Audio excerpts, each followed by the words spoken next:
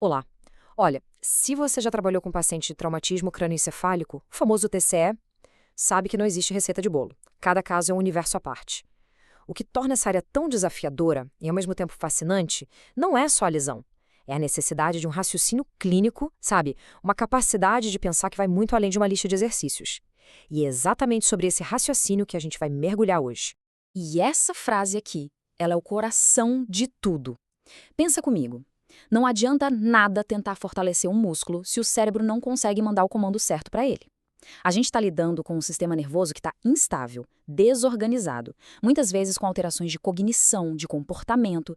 Por isso, a nossa abordagem tem que ser outra. Não é sobre o músculo isolado, é sobre reorganizar o sistema inteiro. Tá bom, se não dá para seguir uma receita pronta, qual é o caminho então? O caminho é ter um raciocínio clínico bem estruturado. É saber fazer as perguntas certas, na hora certa, para cada paciente que a gente atende. E esse raciocínio se baseia em 4 perguntas fundamentais que a gente tem que se fazer o tempo todo. Primeira, em que fase esse paciente está? Aguda, subaguda, crônica? Isso muda tudo. Segunda, quais sistemas estão mais afetados? É mais o controle do corpo? É o tônus muscular? A percepção? Terceira, o que é prioridade hoje para essa sessão? E talvez a mais importante de todas, a quarta, qual é a tolerância cognitiva do paciente? A resposta para essas perguntas é o que transforma uma técnica qualquer numa terapia que funciona e que é segura. Para a gente organizar essa conversa, vamos passar por 5 etapas, ok? A gente começa entendendo o desafio do TCE, depois a gente entra na fase aguda e na subaguda, explora a conexão importantíssima entre cognição e movimento e, por fim, chega na jornada para a função. Certo. Então vamos para a primeira fase, a aguda. Aqui, dentro do hospital, o nosso lema é proteger e preparar. É o momento mais crítico de todos, onde qualquer coisinha que a gente faz ou deixa de fazer pode ter um impacto gigante lá na frente. Aqui, a nossa primeira pergunta: em que fase o paciente está? Tem uma resposta bem clara. Ele está na fase de máxima vulnerabilidade. Nessa fase, o objetivo não é fazer o paciente andar de jeito nenhum. É algo muito mais fundamental, é prevenção e proteção. A gente precisa evitar complicação respiratória, proteger as articulações para não dar contratura e garantir que o corpo esteja na melhor condição possível para quando a reconstrução de fato começar.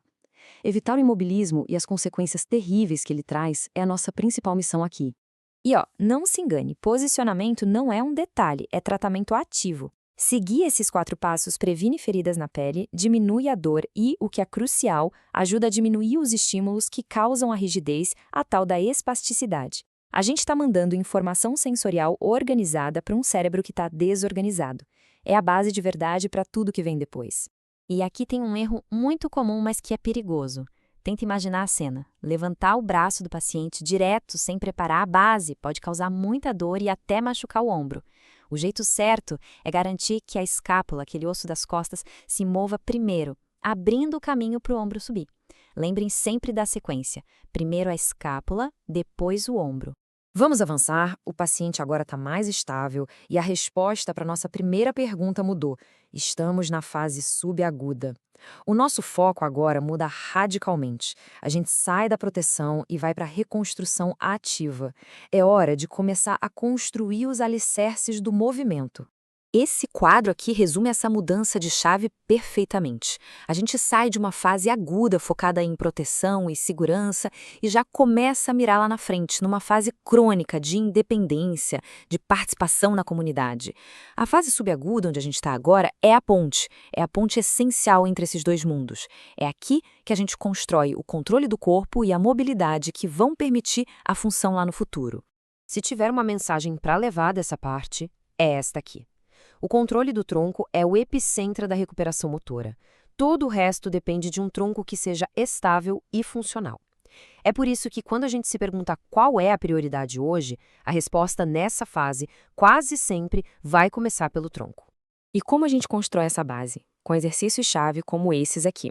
Transferir o peso sentado ensina o controle para os lados. A ponte ativa os músculos das costas e do bumbum. Rolar na cama treina a separação de movimento entre os ombros e o quadril. E ficar de pé com ajuda já vai reintroduzindo peso sobre as pernas, preparando o corpo e o sistema nervoso para voltar a andar. E aqui vem a regra de ouro, que responde direto à nossa quarta pergunta, a tolerância cognitiva. Um paciente com TCE não tolera uma sessão confusa, cheia de informação. A organização é tudo. Defina um objetivo principal bem claro, talvez um secundário, e use comandos e feedbacks que sejam curtos e diretos. A clareza da nossa sessão reflete a clareza que a gente quer para o cérebro do paciente. Agora a gente chega num ponto que muda o jogo completamente na reabilitação do TSE, a conexão entre a mente e o movimento. Não dá pra gente tratar o corpo e o cérebro como duas coisas separadas, principalmente aqui. Eles são um sistema único e o nosso tratamento tem que refletir isso. Esse exemplo é perfeito. Olha só o comando ruim. Uma frase longa, complexa, isso sobrecarrega um cérebro que já está com dificuldade de processar informação. O resultado é confusão. Agora, olha o comando bom.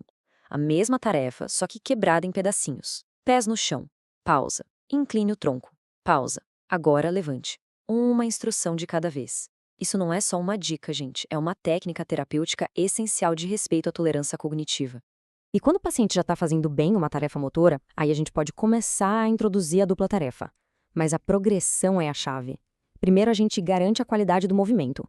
Depois adiciona uma carga cognitiva leve, como contar em voz alta ou falar o nome das cores no ambiente durante o exercício.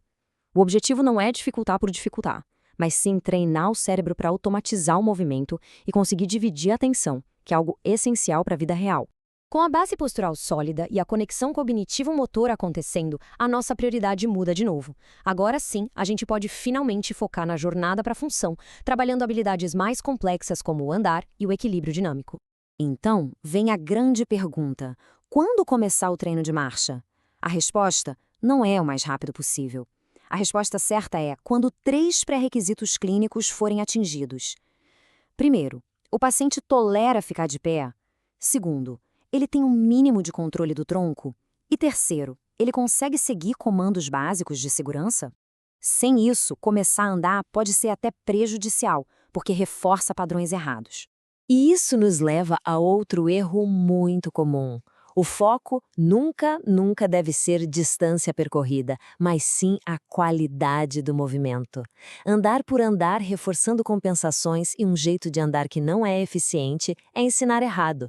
É muito melhor dar 5 passos de boa qualidade do que 50 passos ruins. O treino de equilíbrio no TCE segue uma progressão que é lógica e segura. A gente começa com estabilidade numa base larga, como sentado, e vai aos poucos colocando desafios. Movimento, como alcançar um objeto, diminuir a base, como ficar de pé com os pés mais juntos, e por último, a dupla tarefa, como andar e conversar ao mesmo tempo. Cada passo constrói a confiança e a capacidade para o próximo. E para amarrar tudo o que a gente viu, essa citação é perfeita. Ser um terapeuta na neuroreabilitação do TCE não é ser um aplicador de técnicas, é ser um arquiteto clínico. A gente desenha um plano de recuperação personalizado, construindo a estrutura camada por camada. Primeiro a gente protege, depois organiza, estabiliza e só então devolve a função. Então, a reflexão final que fica é esta: como a gente pode aplicar essa mentalidade de arquiteto no nosso dia a dia? Como usar aquelas 4 perguntas fundamentais para guiar cada decisão, em cada sessão, respeitando a fase, a cognição e a resposta de cada paciente? É assim que se constrói a recuperação mais sólida e duradoura possível.